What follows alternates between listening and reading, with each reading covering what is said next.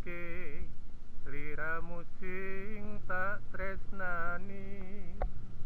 Ha, suaranya pales, mungkin pengaruh belum sarapan.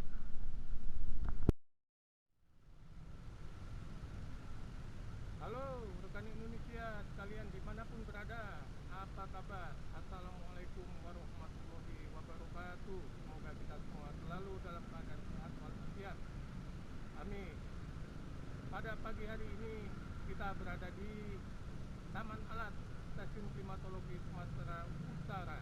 Ya, saya akan mencoba menjelaskan sebagian daripada fungsi alat-alat yang digunakan dalam pengukuran unsur-unsur iklim ataupun unsur-unsur cuaca. Ayo, mari.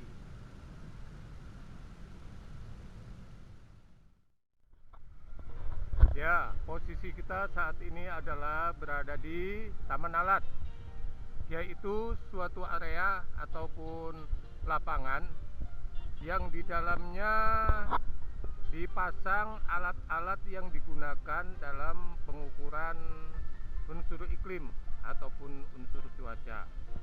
Ya, jadi penempatan alat ini pun ada aturannya, yaitu alat tidak boleh diletakkan terlalu dekat dengan bangunan karena bisa mengganggu bekerjanya alat dan juga obstacle yang kemungkinan berpotensi mengganggu alat bekerja. Sebagai contoh, alat yang berikut yang mirip sangkar burung ini, ya, memang namanya sangkar, tapi bukan sangkar burung. Kita menyebutnya sebagai sangkar meteorologi, ya. Sangkar meteorologi itu digunakan untuk menempatkan alat-alat meteorologi seperti termometer, ataupun ada juga kita tempatkan termohigrograf, ya, evaporigraf. Nah, spesifikasi alat ini dibuat menurut aturan yang berlaku, ya. Ini bahannya tidak boleh terbuat dari logam karena logam itu menyerap panas, menyimpan panas, ya, gampang panas. Jadi mutlak dia harus terbuat dari bahan kayu, ya, bahan kayu. Dan dicat putih, tidak boleh cat hitam karena warna hitam itu menyerap panas. Kemudian di semua sisinya, ini kiri, kanan, depan, belakang itu diberi ventilasi kisi-kisi seperti ini untuk tempat keluar masuknya udara, ya. Kalau kita lihat di bagian dalam alat ini, kira-kira bentuknya seperti apa, ya? Seperti ini. Di dalamnya ada apa, ya? Nih, di dalamnya ada termometer, ya. Termometer ada 4 buah. Bagian kanan adalah termometer bola kering, bagian kiri adalah termometer bola basah. Kemudian yang tidur melintang itu, yang bagian atas adalah termometer maksimum untuk mengukur temperatur tertinggi dalam satu hari, sedangkan kebalikannya termometer minimum itu di bagian bawahnya, ya. Alat yang mirip teleskop ini namanya adalah ASRS, singkatan daripada Automatic Solar Radiation Station. Alat ini digunakan untuk pengukuran solar radiasi atau intensitas radiasi matahari, ya. Nah, ini bagian alatnya, ini ada sensor di sini, ya. Kemudian alat ini bekerja sudah berdasarkan prinsip digital, ya, otomatis, ya. Jadi semua data hasil pengukuran sudah tersimpan di dalam kotak ini. Kotak ini yang kita sebut dengan data logger. Di dalamnya terdapat rangkaian elektronika, ya. Ada baterai sebagai catu daya, kemudian ada modem sebagai alat komunikasi data, dan memori untuk menyimpan data. Kemudian alat yang sistemnya sama dengan ASRS tadi adalah AWS, singkatan daripada Automatic Weather Station, yaitu alat alat yang digunakan untuk mengukur unsur-unsur cuaca ataupun unsur-unsur iklim secara otomatis. Dia juga sudah bekerja berdasarkan prinsip digital, ya. Dia dilengkapi dengan sensor, ya. Di dalam piringan ini ada sensor temperatur udara dan kelembaban udara, ya. Beda dengan yang disangkar tadi, kita menggunakan termometer air raksa. Kalau yang ini sudah menggunakan prinsip digital, ya, menggunakan sensor di dalam sini. Dia juga dilengkapi dengan data logger, ya, sama ya, data logger untuk tempat penyimpanan data, di mana di dalamnya terdapat rangkaian elektronik untuk tempat penyimpanan data dan sumber dayanya, listrik dan sarana komunikasi, alat komunikasi yaitu modem, ya. Kemudian alat ini juga dilengkapi dengan solar panel, ya, solar panel. Dan di yang paling atas itu terdapat alat pengukur kecepatan angin yang kita sebut namanya sebagai anemometer.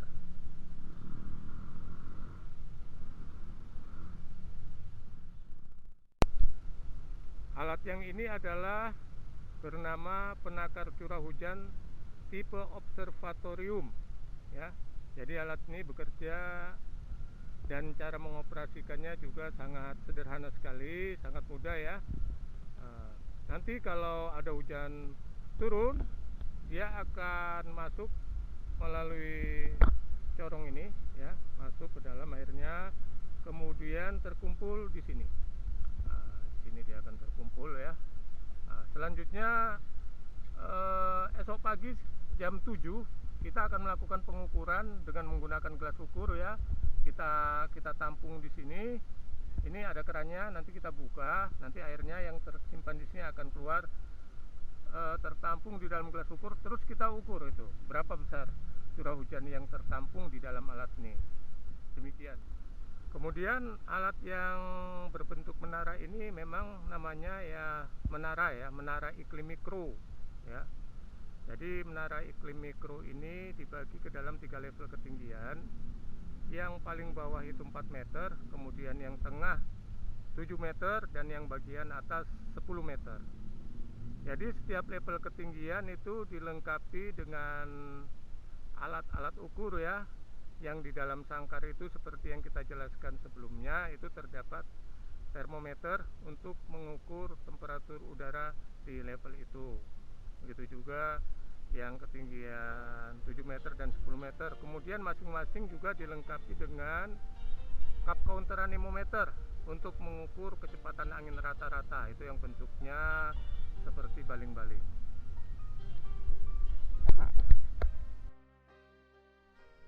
Ada juga alat yang bentuknya seperti ember atau panci ini, ya.